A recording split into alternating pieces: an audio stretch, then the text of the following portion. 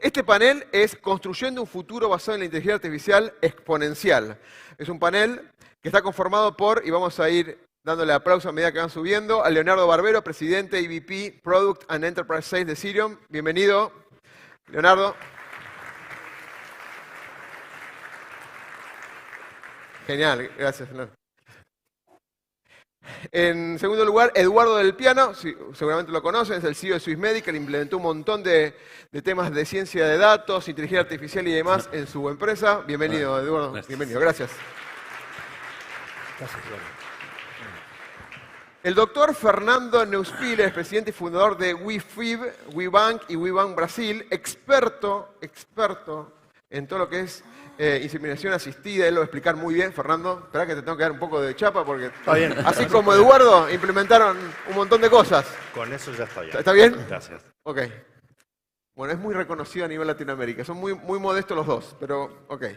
Y modera Ivana Taramán, que es analista y periodista en Convergencia Latina, Grupo Convergencia. Bienvenida, Ivana. Un fuerte aplauso para ella. Gracias. Genial. ¿Cómo estás? Bien. Bueno, muy bien. Ya me escuchan, ¿no? Estamos arrancando este panel, que no hace falta que los presentes, ya están todos presentados. Muchas gracias por estar y muchas gracias a Cirium por la convocatoria. Bueno, empezamos con el doctor Neuspiller. Vamos a hablar en este panel de construyendo un futuro basado en la inteligencia artificial exponenciales, ¿no? A ver, vamos a hablar de la calidad de servicio en salud, que se modificó sustancialmente a lo largo de todos estos años. Todos como pacientes y como personas y como espectadores de este tema lo sabemos.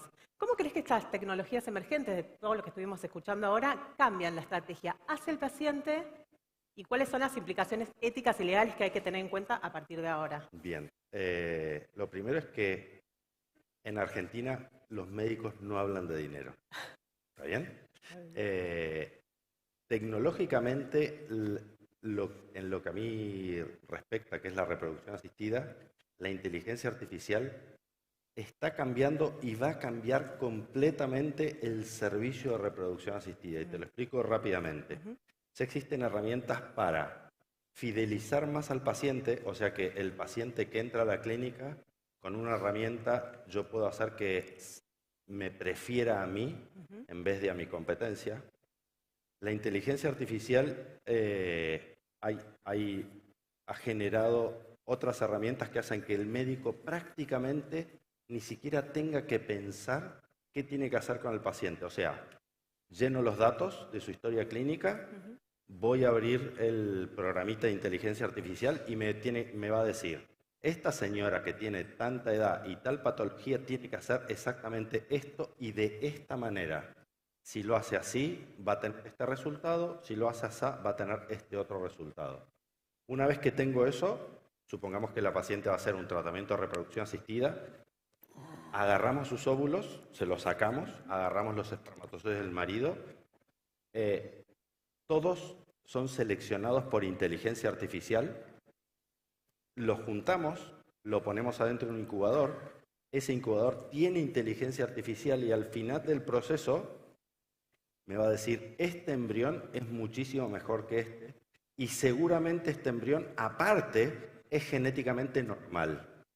Entonces transferimos ese embrión y lo que anteriormente, digamos 10 años atrás o 5 años atrás, lográbamos que 1 de cada 3 mujeres se embarace, hoy logramos que 2 de cada 3 mujeres se embaracen gracias a la inteligencia artificial. El gran problema o el gran desafío en Argentina es la posibilidad o el acceso que tienen las clínicas a esa tecnología cuando todos estos tratamientos los pagan los financiadores. Claro. Bueno, Eduardo, de tu mirada como CIO en Swiss Medical y como responsable, ¿no?, de los sistemas de tecnología, automatización, Big Data, inteligencia aplicada, Data Analytics, todo esto se volvió un diferenciador clave en la industria, justo lo que estaba comentando recién el doctor Neuspiller. ¿Qué casos concretos de aplicación nos puedes contar y qué beneficios tuvieron a partir de esto todo este año? Sí, hace un par de años, digamos, que venimos aplicando, trabajando, digamos, en este tipo de iniciativas, ¿no? Muchas que están basadas, obviamente, en la inteligencia artificial, pero muchas más en la parte de Data Analytics. Creo que Data Analytics para el área de, digamos, el rubro, digamos, de salud, es una de las industrias, digamos, que más está creciendo en comparación de donde venía, ¿no? La industria de salud es a nivel mundial la industria menos digitalizada. Obviamente tuvo un impulso en la pandemia, pero esto nos hizo de que hoy manipulemos un montón de datos, ¿no? Entonces hemos aplicado modelos para dar asistencia a los que, por ejemplo, generan informes de imágenes. No los reemplaza, sino que le da una asistencia, digamos, para poder priorizar los casos más importantes o más urgentes, digamos, que otros. Pues utilizamos también para acelerar el proceso de reclutamiento, por ejemplo, de enfermeras. Después hemos aplicado o aplicamos, digamos, modelos analíticos para poder predecir el ausentismo que podemos llegar a tener en los turnos y poder llevar adelante, digamos, acciones para minimizar esos huecos que después terminan, digamos, siendo no utilizados por algún paciente. Y bueno, ya una de las que nos ha ayudado mucho en el periodo, digamos, de pandemia fue el poder tener modelos analíticos para predecir en función de cómo venían las distintas curvas y datos que veníamos consiguiendo de dentro de la compañía como de fuera de la compañía y poder tener bien claro cuál era la disponibilidad de recursos que teníamos o que íbamos a tener, ¿no? Que íbamos a tener para poder atender a los pacientes, ¿no? Y después, la otra aplicación que le estamos dando es para la detección, digamos, de fraudes. Tanto de fraude que pueda venir desde afuera de la organización, como también dentro de la organización. A partir de ciertos modelos, digamos, que hemos implementado, nos detecta algún universo, digamos, un conjunto, digamos, de posibles positivos. Y bueno, y después se hace como una investigación más, se pone foco, digamos, en eso para poder determinar si son positivos o si son negativos, ¿no? Estas son algunas, hemos aplicado en algunos más, pero como que ir hablando, digamos, toda la mañana. Está muy bien, sí, son interesantes y seguramente luego te hago algunas preguntas más. Leonardo, ¿cómo estás? ¿Cómo estás? Bueno, escuchamos un montón de soluciones aplicadas, cada vez más aplicaciones que interactúan en la nube, mayor procesamiento, mayor necesidad de almacenamiento, Big Data, AI, etc. Parece que la nube es infinita, ¿no? Y está del lado físico que esto ocurra. ¿Qué nos puedes aclarar respecto a esto? A mí me parece, o sea, cuando empezamos a visualizar el fenómeno de inteligencia artificial, pensábamos que la tecnología iba a ir evolucionando en los, te diría, 24 o 36 meses, pero la verdad que nos sorprendió todo con la rapidez con que la tecnología finalmente llegó, hizo algo bastante cotidiano y la mayor parte de las empresas, de forma directa o indirectamente, están consumiendo inteligencia artificial. Con lo cual eso pone bastante estrés en todo lo que tiene que ver con la infraestructura de soporte justamente para el tema de las nubes. Y ahí hay varios puntos a ver. Yo diría que el primer tema tiene que ver con las facilidades donde en general se instalan las granjas, digamos, de las GPUs y este tipo de servidores para poder justamente manejar esquemas de inteligencia artificial. Fíjense que yo diría que las compañías por excelencia de inteligencia artificial son los hyperscalers. Hyperscalers me refiero a compañías como Amazon, como Microsoft, como Oracle y demás. Y la verdad es que en general en el mundo los hyperscalers en un 70% de lo que son sus facilidades las construyen ellos y un 30% de las facilidades en general las producen por arrendamiento de terceros. En Latinoamérica pasa exactamente lo opuesto. Te diría que el 70% por arrendamiento de terceros y 30% por construcción propia, simplemente porque la obtención de permisos, de construcción, la logística, los cambios en general macroeconómicos de los países que nosotros normalmente tenemos, digamos, desestimula en algún punto este tipo de inversiones. Con lo cual, creo que ahí hay una oportunidad importante para compañías como nosotros para seguir generando esa infraestructura para poder sostener el crecimiento de los hyperscalers. El segundo tiene que ver con la escasez, ¿no? en la escasez de algunos de los elementos básicos. Yo diría que en la época post-pandemia veíamos una escasez de equipamientos bastante grande, justamente por temas logísticos. veíamos en componentes para cosas como data centers, generadores y demás, que eran aproximadamente 100 semanas de tiempo de entrega, lo cual te ponía un desafío muy grande. Sin embargo, sorprendentemente, hoy la escasez no está, aun cuando se siguen manteniendo esos promedios de 90, 100 semanas. La escasez más grande está en la energía. Yo le diría que, y no es un tema que únicamente está circunscripto a Argentina, ni siquiera a la región, creo que es un fenómeno mundial. Fíjense que los días en el cual íbamos al proveedor de servicio y le decíamos necesitamos 20 megawatts porque vamos a construir algo, y te decían como respuesta, bueno, en un año lo tenés, esos días quedaron atrás, hoy es absolutamente imposible que suceda eso. En Irlanda, por ejemplo, si vos estás pidiendo 30 megawatts para construir un data center, entras en una lista de espera y te llega en el 2031, o sea, tenés 8 años de espera para poder conseguir esa energía. Con lo cual, yo diría que es el fenómeno o es el recurso más escaso que hay. Y ahí te diría que, no sé, esto se cortó, ahí anda. Te diría que parece el plan Megatel, ¿no? O sea, cuando vos memoriosos o los más experimentados de la sala, pero en realidad hoy comprar un terreno que tiene asegurada la energía es mucho más caro que comprar un terreno mucho mejor ubicado, pero por la energía a conseguir. Con lo cual, por eso hablaba del plan Megatel para los memoriosos. Después tenemos la conectividad, que es crucial, ¿no? La conectividad, en realidad, en cuanto a la cantidad digamos, el ancho de banda con el cual se accede a esos centros de procesamientos, hay que reforzarla tanto en lo que es el ancho de banda con el cual llegamos, sino también a la diversidad. O sea, ya tenemos que hablar prácticamente de uptime de red de 100%, justamente porque todos los procesos de negocio están soportados sobre la nube. Y ahí hay muchas cosas, ¿no? Hay que incrementar, como decía, las facilidades de data center, hay que incrementar las capacidades interurbanas, las capacidades urbanas y las capacidades de infraestructura submarina.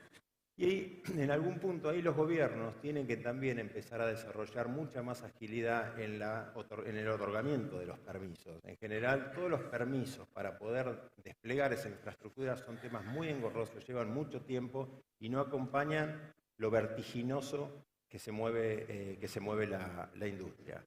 Y el último punto, que también yo lo veo como una cosa tremendamente importante para que en algún punto las redes y las nubes sigan evolucionando, tiene que ver con el talento, ¿no? En general, Argentina creo que siempre se ha destacado por tener un talento muy creativo, muy innovador, con un fuerte sesgo hacia el entrepreneurship, pero creo que, bueno, ese talento hay que seguir construyéndolo. Nosotros tenemos que generar una generación de estudiantes que de una u otra manera estén acostumbrados y sepan manejar programación de inteligencia artificial y nuevas aplicaciones, con lo cual las universidades tienen que empezar a adaptar dramáticamente todo su componente didáctico justamente para apoyar esta nueva generación de estudiantes. Así que me parece que hay varios puntos interesantes para trabajar para que la nube, si bien no es infinita, se comporte como tal. Son varios los componentes que estuviste nombrando, tal cual. Respecto al que nombrabas del acompañamiento del gobierno, del lado de Argentina, en Latinoamérica, ¿cómo lo ves eso? En cuanto a reforzar la infraestructura, la conectividad. No, mirá, yo creo que los gobiernos, cuando hablaba del acompañamiento del gobierno, yo lo hablaba desde el punto de vista de la facilidad porque se otorgan los permisos. En general hay mucha dificultad, mucha regulación y eso me parece que hay que ir simplificándolo. Seguro. No estoy hablando solamente de Argentina, lo hablo a nivel general. Sí. En general cuesta mucho. Y acá te pongo un tema nada más.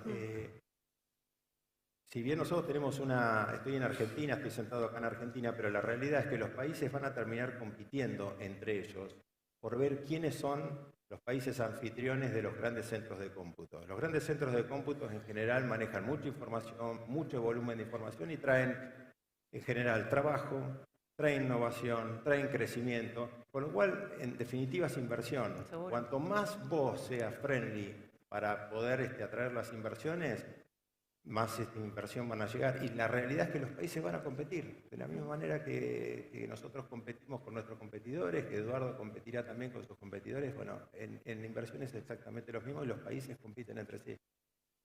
Muy bien, muy bien. Bueno, les voy a hacer la misma pregunta a todos, si quieren respetamos el orden como el que comenzamos el panel.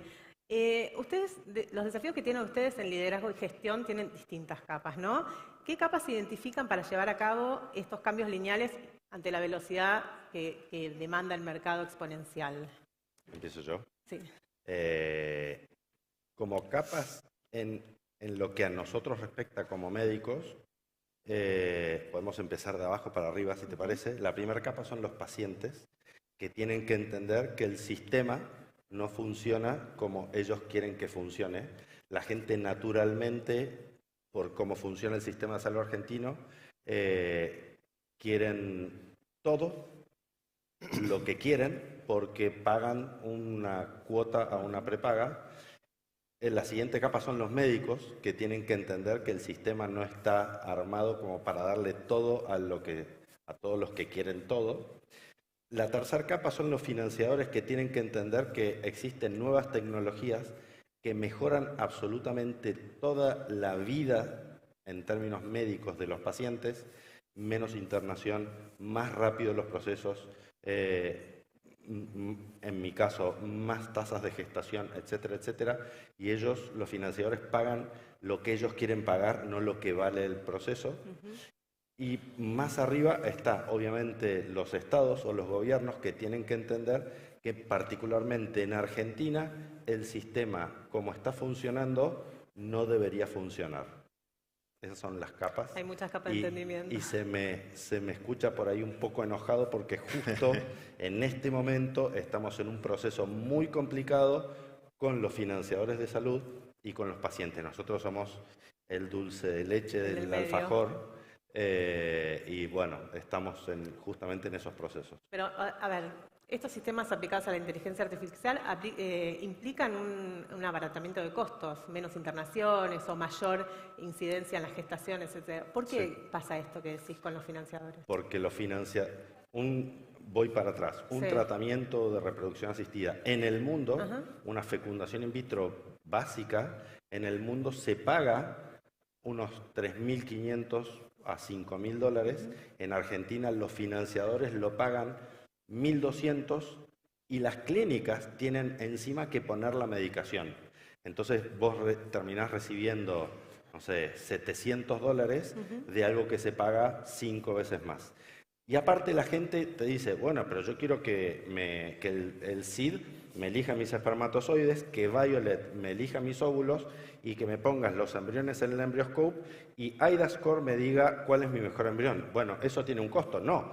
Hay una ley que dice que a mí me lo tiene que cubrir todo. No, señora, a usted la ley le va a cubrir esto. Entonces ahí está el tema.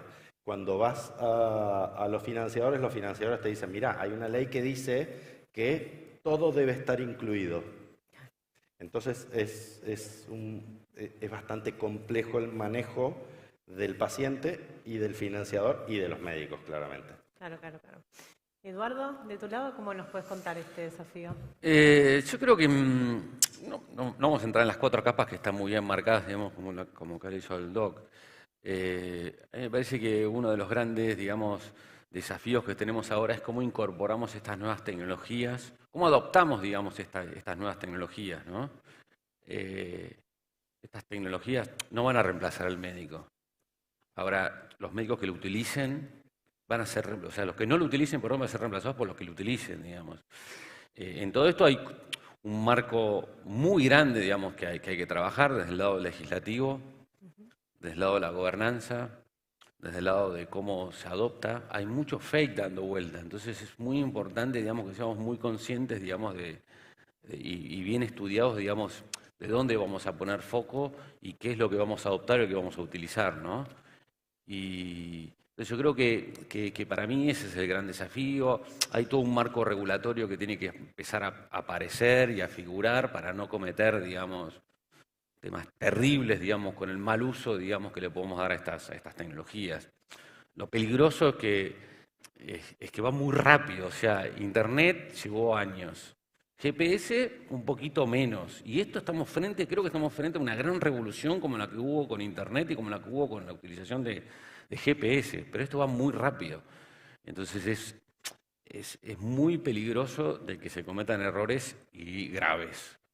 Entonces yo creo que el gran desafío es en cómo las organizaciones, los estados, las naciones trabajan en un marco de cómo hacer una adopción para poder sacarle, digamos, obviamente el mayor provecho, digamos, a todo esto, que la comunicación, que la sinceridad, digamos, sobre cómo funcionan y qué se puede hacer o no hacer con estas herramientas, o en qué nos va a ayudar, digamos, sea bien claro, ¿no? O sea, hay mucho fake. Yo creo que el desafío es cómo podemos, repito, cómo adoptarlas y separando, digamos, lo que es fake de lo que realmente, digamos, va a agregar valor en este caso, obviamente, a los profesionales médicos, ¿no? Claro, sí, y el desafío de la ciberseguridad, me imagino, ¿no? Que es lo que vamos a escuchar en el panel siguiente. Sí, Leonardo, te escuchamos. Dos cosas, mira, hace 3, 4 años me acuerdo que acá estaba dando una charla en un foro como este y yo decía que en aquel momento que los CIOs tenían que dejar de estar, digamos, al frente de un área de soporte de tecnología para empezar a liderar, a mutar, a ser parte del liderazgo del negocio. Y yo creo que reclamando, en aquel momento decía que tenían que reclamar fundamentalmente asientos en los directorios o asientos en las mesas de discusión estratégicas de negocio. Me parece que eso que pasaba hace 3, 4 años hoy es una realidad. Los CIOs tienen que estar en la mesa. Fíjense, solamente para hacer un comentario. En Brasil, solamente en San Pablo hay 2.700 tech startups, ¿no? Y el 5,6% del Producto Bruto Interno de Brasil están viniendo de compañías que se crearon en los últimos 5 años. O sea, son temas bastante interesantes. Ahora, yendo puntualmente a la pregunta que decías vos, cuando hablaba de las capas, honestamente a mí me cuesta identificar un poco las capas. Yo creo un poco más en temas de valores o habilidades, ¿no? Me parece que es un mundo, como un poco lo que decía Eduardo recién, un mundo que está cambiando en una velocidad tremendamente importante. Y entonces tenemos que dejar de ser simples observadores o víctimas, digamos, de los cambios para tratar de empezar a ser un poco más protagonistas, ¿no? Tomar un rol un poco diferente. ¿Y por qué? Y porque van a empezar a aparecer oportunidades que suben y bajan, van a aparecer oportunidades que quizás las abordamos porque las teníamos, ahí anda, sí, porque las teníamos en el mapa estratégico nuestro, de nuestra compañía, pero otras van a ir apareciendo y las vamos a tener que ir confirmando o no, si esas oportunidades se van a materializar a partir de validaciones empíricas. Entonces, cuando digo protagonista, ¿qué quiero decir con esto? Que tenemos que tratar de empezar a dejar de penalizar el fracaso. Tenemos que tratar de empezar a fomentar un poco más a las personas que quieren hacer. Y con ese afán de hacer, justamente para no perder las oportunidades, también tenemos que estar muy atentos que cuando vemos una falla o una oportunidad que no va a evolucionar, ser muy rápido en salirse del tema y inmediatamente focalizar a otra nueva oportunidad, porque es lo que va a terminar pasando, va a ser muy dinámico ese tema. Con lo cual eso te lleva a organizaciones que van a ser mucho más horizontales. Y vas a tener que, la gente va a tener que tener menor aversión al riesgo, mayor accountability, y las organizaciones van a tener que ser más ágiles y flexibles. Con lo cual, me parece que va a haber un cambio muy importante en el liderazgo. No es el liderazgo únicamente de una persona, sino que ese liderazgo me parece que va a ir permeando en toda la organización, en todas las capas. Muy bien, bueno, estamos hablando de visión a futuro, ¿no? Si nos volvemos a encontrar acá dentro de 2 años, ¿qué es lo que ahora dicen que va a pasar ahí o qué es lo que quisieran? ¿Cómo ven la visión a futuro a partir de cada campo de ustedes? En mi caso me gustaría un cambio en la medicina, un cambio sustancial en lo que pasa en Argentina. Me gustaría parecerme más a lo que pasa en el mundo. Si no cambiamos en este momento va a estar difícil. La medicina en Argentina se va retrasando porque el acceso a la tecnología es cada vez más difícil. Me encantaría que pase lo que pasa en el mundo y no lo que pasa en Argentina. Tenemos ahora una oportunidad de cambio para rotar y parecernos más al mundo. Bueno, veremos en 2 años hacia dónde vamos. Eduardo. Bueno, totalmente de acuerdo digamos, con lo que comentaba digamos, el doc. Creo que para agregar me gustaría que empecemos a tener una medicina más orientada a la prevención, a trabajos, digamos, de prevención, y no tanto a tener un sistema, digamos, por ahí tan reactivo como, digamos, es hoy en gran parte, digamos, hay algunas iniciativas, hay algunos lugares donde se está explorando y llevando adelante algunas prácticas de estas, pero no es algo, digamos, que esté popularizado, digamos. Leonardo. 2 años. Mira, yo otra vez leía un tema de Bill Gates, decía que siempre nosotros tendemos a sobreestimar los cambios de los próximos 2 años y a subestimar los cambios de los próximos 10 años. Y a mí me parece que los próximos 2 años, más que una sobreestimación de los cambios, creo que va a ser una realidad. Creo que todos los segmentos de negocio, los pilares donde todos los segmentos de negocio se apoyan, van a estar por lo menos sujetos a discusión. A ver si siguen siendo válidos o no. Así que me parece que van a ser años de mucha transformación, de mucha transformación. Creo que la interoperabilidad es algo que va a ser una realidad, todo va a estar conectado con todo. Hoy estamos acostumbrados a recibir quizás alguna información que te sorprende. Estás hablando de la botella de agua y te aparece en Instagram una publicidad de la botella de agua, pero en realidad eso creo que es casi una materia prima de lo que va a venir hacia adelante. Creo que vamos a empezar a recibir información mucho más adaptada al tiempo de cada uno, al espacio de cada uno, a la situación de cada uno en cada momento, de cómo está viviendo, o sea, mucho más perfeccionada a lo que necesitas. Y me parece que por otro lado, te diría que va a haber mucha más globalización de servicios, pero con procesamientos locales, muy cerca de donde se estimula, justamente a partir del celular y demás, donde se estimula la información. Con lo cual me parece, nuevamente, que todo ese nuevo ecosistema, y bueno, creo que nos va a cambiar muchas de las condiciones que normalmente, o con las condiciones de trabajo que normalmente tenemos. Y fíjate que, o sea, nosotros particularmente en Sirion, en los próximos 2 años creo que vamos a estar generando inversiones, casi diría sin precedentes, en lo que hemos hecho en nuestra historia de prácticamente más de 30 años en la industria, justamente a partir de inversiones en data centers, en nuevas infraestructuras submarinas y demás, para poder adaptarnos a un mundo que realmente a nosotros particularmente nos va a poner mucha presión en ser protagonistas. Así que me parece interesante los próximos, divertido. La verdad que va a ser divertido, intenso. Intenso, seguro. Sí. Bueno, muchas gracias. No sé si hay preguntas. Oscar, ya estamos aparte con el rojo acá, así que vamos a pasar al siguiente panel, ciberseguridad en el multiverso de tecnologías avanzadas. Muchas gracias. Bueno. No se vayan que vamos a hacer una foto. Bárbara. La fotito. Ahí está Bárbara, genial. Foto. Ahí está. Ahí vamos.